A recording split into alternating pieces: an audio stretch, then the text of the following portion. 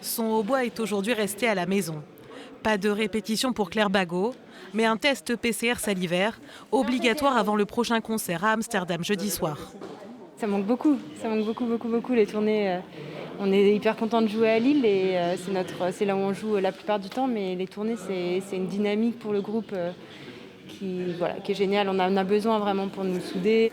Comme Claire, toute l'équipe, 62 personnes au total, doit se soumettre à un test Covid pour rejoindre les Pays-Bas, pays à risque, classé orange par la France. Je pense qu'on commence à être habitué et surtout maintenant on est passé au test salivaire. Donc c'est quand même vachement moins contraignant que ceux qui sont dans le nez, qui font un petit peu mal et qui sont pas très agréables à faire.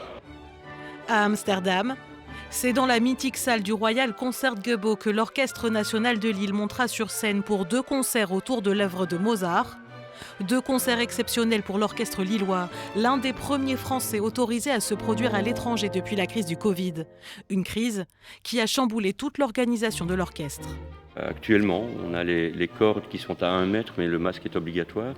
Et nous avons tous les instrumentistes qui soufflent dans un instrument, toute l'harmonie, qui eux sont à 2 mètres, puisqu'ils ne peuvent pas mettre le masque.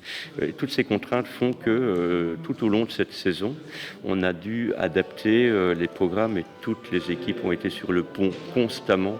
Ces 2 concerts aux Pays-Bas seront les derniers de la saison pour l'Orchestre national de Lille, qui retrouvera ensuite son public dès la rentrée.